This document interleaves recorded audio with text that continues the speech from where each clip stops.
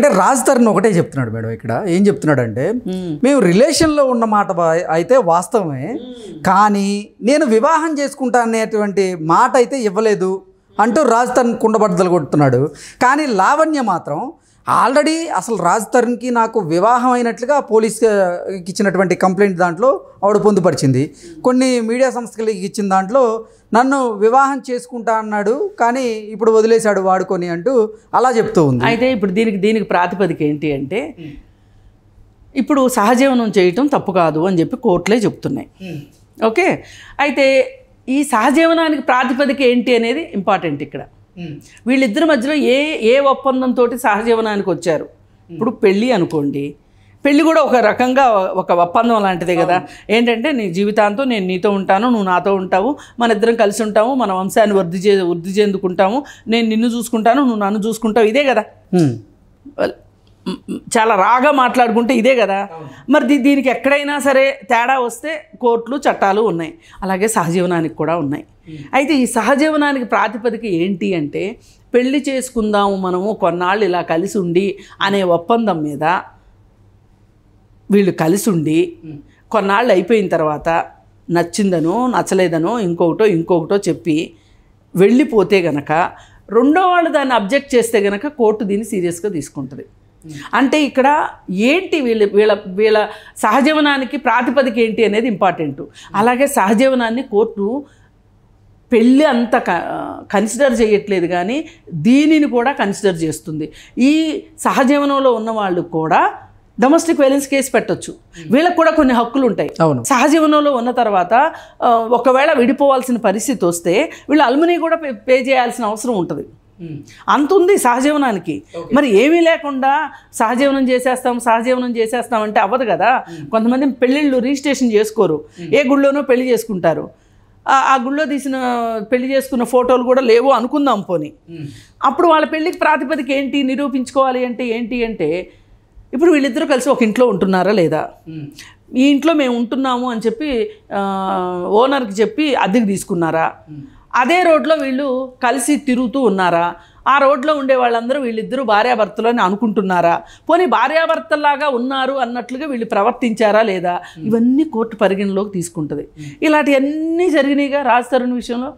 వీళ్ళిద్దరూ ఒకే ఇంట్లో ఉన్నారు, పెళ్లి చేసుకోబోతున్నాం అని చెప్పి చెప్పుకున్నారు.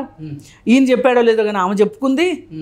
ఇన్ని జరిగినాయి. జరిగిన తర్వాత ఇవాళ అయిపోయింది, ఇంక నీకు నాకు సంబంధం లేదు అనడం కరెక్ట్ కాదు. అంటే డ్రగ్ కేసులో లావణ్య పేరు వినపడింది. చెప్తానండి, అక్కడికే వస్తా. ఇప్పుడు డ్రగ్స్ కేసులో ఉన్నారు.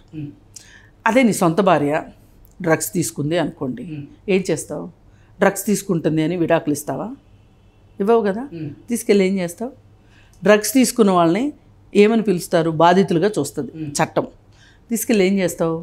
రీహాబిలిటేషన్ సెంటర్లో పెట్టాలి. ఆమెని డ్రగ్స్ తీసుకోవడానికి గల కారణాలు ఏంటో వెతికి వాటి నుంచి ఆమెను బయటికి తీసుకురాగలగాలి. నీ సొంత భార్య అయితే అలాగే చేస్తావు కదా, నీ సొంత పిల్లలైతే అలాగే చేస్తావు కదా. మరి అలాంటప్పుడు కలిసి ఉన్న ఆవిడ్ని ఆ డ్రగ్స్ బారి నుంచి ఎందుకు బయటపడేయాలని నువ్వు అనుకోలేదు? పైగా ఆమె ఎప్పటి నుంచో డ్రగ్స్ బిజినెస్ చేస్తుందని నువ్వు చెప్తున్నావు. ఓకే, చేస్తుండొచ్చు. ఆమెని ఖచ్చితంగా ఆ విషయంలో ఆధారాలు దొరికితే గనక ఆమెను శిక్షించవలసిందే. రైట్? అంటే ఈయనకి సినిమా అవకాశాలు తగ్గాయని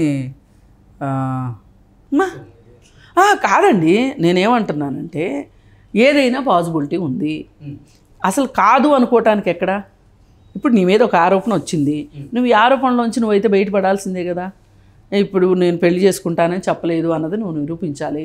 లేదు అనుకుంటే ఆవిడ దగ్గర ఏదైనా ఆధారాలు ఉంటే ఆ ఆధారాలు చూపిస్తే ఆ ఆధారాలు తప్పుడువని కూడా నేను నిరూపించుకోవాలి. ఇప్పుడు నేను మీ మీద ఒక ఆరోపణ చేస్తాను, ఆ ఆరోపణ చేసినప్పుడు నిరూపించాల్సిన బాధ్యత కూడా నా మీదే ఉంటుంది. కాదు అని నిరూపించుకోవాల్సిన బాధ్యత కూడా మీ మీద ఉంటుంది. ఓకే, ఇది నా ప్రశ్న. నీకు ఏ ఇంట్రెస్ట్ లేకపోతే నువ్వు నీ ఇంట్లో ఎందుకు పెట్టుకుంటావు? దట్టు డ్రగ్స్ బిజినెస్ చేస్తుందని తెలిసి సహజీవనంలో ఉంది, సరే నీకు తెలియదు ఆమె అలాంటిదని తెలియదు, సహజీవనానికి ఒప్పుకున్నారు, మీరు కలిసి ఉన్నారు, బాగానే ఉంది. కానీ ఎప్పుడైతే ఆమెలో మార్పు వచ్చిందో అప్పుడు వెంటనే ఆమెని అమ్మ నీకు నాకు సెట్ కాదు, నీ దోవ నీది నా దోవ నాది అని బ్రేకప్ చెప్పుకోవడం ఎంతసేపు అండి? నువ్వు ఎందుకు బ్రేకప్ చెప్పలేదు? బ్రేకప్ చెప్పటానికి వీలు లేని పరిస్థితులు ఏవో అక్కడ ఉన్నాయి. ఓకే, ఇది మనం నోట్ దిస్ పాయింట్ అన్నమాట. ఓకే. దీని తరువాత ఇప్పుడు నువ్వు ఏం చెప్పినా కానీ ఈ ప్రపంచం నమ్మదు. కోర్టు ఎంతవరకు నమ్ముతుందో చూద్దాం. ఇప్పుడు చట్టం ప్రకారం కావచ్చు, ధర్మం ప్రకారం కావచ్చు, న్యాయం ప్రకారం కావచ్చు, ఏ రకంగా చూసినా సరే నువ్వు సమాధానం చెప్పుకోగలగాలి. చట్టరీత్యా నువ్వు సహజీవనం చేశావు ఆమెతోటి. పైకి ఇప్పుడు ఆమె ఇంకోటి ఏం చెప్తుంది, నన్ను అడ్డు తొలగించుకుంటానికి నన్ను డ్రగ్స్ కేసులో ఇరికించారు అని చెప్తుంది. ఇప్పుడు బాగా తెలిసిన వాళ్ళు ఇరికించాలి అనుకుంటే ఇరికించడం చాలా ఈజీ అండి. ఇప్పుడు మీ గురించి నాకు ఏమీ తెలియదు, నేను మిమ్మల్ని ఏం చేయగలుగుతాను? కోపం ఉన్నా సరే ఏమీ చేయలేను. కానీ మీ గురించి నాకు చాలా తెలుసు, నాకు కోపం వచ్చింది, నా బుద్ధి మంచిది కాదు అనుకోండి, ఇరికించగలనా లేదా? పైగా నా దారికి మీరు అడ్డు వస్తున్నారు అనుకోండి, ఇరికించగలనా లేదా? అలాగే ఇరికిచ్చారని నేను అంటా. ఇదొకటి. పైగా ఇలాంటి కేసుల్లో ఏం జరుగుతూ ఉంటాయి అంటే, ఈ సహజీవనానికి ఒప్పుకొని సహజీవనానికి వచ్చే మహిళలు కావచ్చు, పురుషులు కావచ్చు, వీళ్ళకి కొన్ని విలువల పట్ల ఒక పట్టింపు ఉండదు. వీళ్ళకి తెలుసు మనం సరిగా లేము అనే సంగతి వీళ్ళకి తెలుసు. సరే, అది కూడా మనకు సంబంధించిన విషయం కాదు. ఇలాంటి సందర్భాల్లో ఎక్కువ బలైపోయేది మటుకు మహిళలే. ఇప్పుడు ఈ సహజీవనంలో ఉన్నారు, వీళ్ళు బ్రేకప్ చేసుకున్నారు, అతనికి పెళ్ళి అవ్వటం ఈజీ, ఈ అమ్మాయికి పెళ్ళి అవ్వటం కష్టం.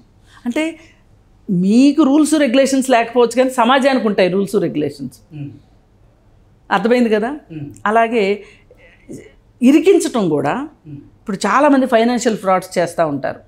భార్యల పేర్లు ఎండీలుగా పెడుతుంటారు, వీళ్ళు ఫ్రాడ్ చేస్తారు, వీళ్ళు బయట ఉంటారు, భార్యలు జైల్లో ఉంటారు. చాలా తెలివిగా చేస్తారు. ఇది అయిపోయిందా? మొన్న దర్శన్ కేసు ఉంది కదా కర్ణాటకలో.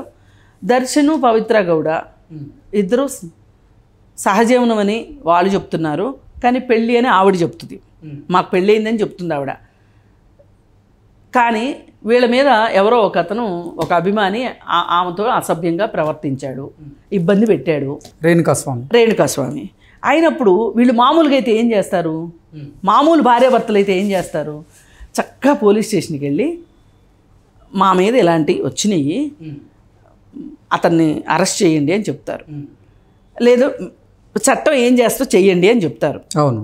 కానీ వీళ్ళు ఎందుకు వెళ్ళాలా పోలీస్ స్టేషన్కి? అసలు వీళ్ళున్నదే ఒక చట్ట వ్యతిరేకమైన బంధంలో ఉన్నారు వీళ్ళిద్దరూ. అందుకని వీళ్ళు వెళ్ళకపోవటం వల్ల ఏం జరిగింది? ఏమైనా సరే కసి తీర్చుకోవాలి అనిపించింది. తీసుకొచ్చి ఈ యంత్రాంగం అంతా ఎవరు చేశారు? దర్శనే చేశాడు. కానీ ఎఫ్ఐఆర్లో ఏమైంది? పవిత్ర గౌడ్ పేరు ఫస్ట్ వచ్చింది, సెకండ్ ఇతని పేరు వచ్చింది. ఎందుకు వచ్చింది ఇతని పేరు? ఇతను ఆల్రెడీ కొన్ని సినిమాల్లో ఉన్నాడు. అంటే సినిమా పెద్దల మ్యాజిక్ అన్నమాట. కాబట్టి అతను రక్షించడం కోసం పవిత్ర గౌడ్ని ఏవని చేశారు. కానీ అసలు మొత్తం ప్లాన్ చేసింది, అతను తీసుకొచ్చింది, చంపింది దర్శన్. కానీ వీళ్ళు మోటో కింద చూపించి ఆవిడని ఏవన్గా పెట్టారు.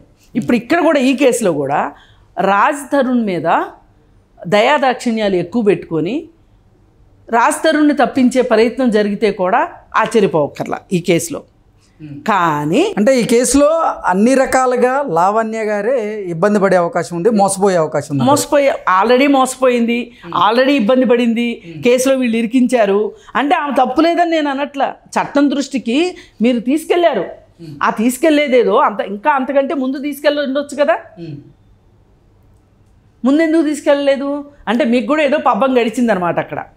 అలా మహిళల్ని ఈ విధంగా చేయటం అనేది వాళ్ళు లాక్కోలేక పీక్కోలేక చచ్చే పరిస్థితిలో వాళ్ళని వాళ్ళ కర్మానికి వాళ్ళ కాలానికి వాళ్ళని వదిలేసేయటానికి మగవాళ్ళకి సహకరించినంతగా ఆడవాళ్ళకి ఎవరూ సహకరించరు. ఇప్పుడు సినిమా పెద్దలు ఇక్కడ రంగంలోకి దిగి రాజ్ తరుణ్ని రక్షించినా కూడా ఆశ్చర్యపోవక్కర్లేదు. కానీ వీటన్నిటి మించి వీళ్ళిద్దరి జీవితాలు ఏమైపోతాయి అనేది నాకు ఏమీ బాధ లేదు. కానీ ఇక్కడ ఈ డ్రగ్స్ విషయం బయటకు వచ్చింది. దీని నుంచి డ్రగ్స్ కేసుని ఎట్లా బయటికి లాగాలి, ఇప్పుడు లావణ్యకి చాలా తెలుసు డ్రగ్స్కి సంబంధించి. అంటే తెలంగాణ ప్రభుత్వం ఇప్పటికే డ్రగ్స్ మీద ఉక్కుపాదం మోపుతారు కాబట్టి అసలు ఈ రాజ్ తరుణ్, ఈ లావణ్య, ఆ రాజా రవీంద్ర వాళ్ళ మేనేజరు, రాజ్ తరుణ్ మేనేజర్ రాజా రవీంద్ర, వీళ్ళందరికీ అసలు ఈ డ్రగ్స్ తోటి ఏంటి సంబంధం అనేది లాగటానికి ఈ కేసు బాగా ఉపయోగపడుతుంది. ఓకే, అదన్నా చేయమని అంటున్నా. ఇప్పుడు ఇక్కడ లావణ్యకి న్యాయం చేస్తారా, అన్యాయం చేస్తారా, రాజ్ తరుణ్కి న్యాయం చేస్తారా, అన్యాయం చేస్తారా నాకు అనవసరం. కానీ కనీసం సమాజానికన్నా ఒక న్యాయం జరగాలి అంటే ఈ కేసుని సీరియస్గా తీసుకొని దీని నుంచి ఇదొక లీడ్. ఇప్పుడు ఈ లీడ్ని బట్టి సమాజానికి న్యాయం చేయమని నేను కోరుకుంటున్నాను.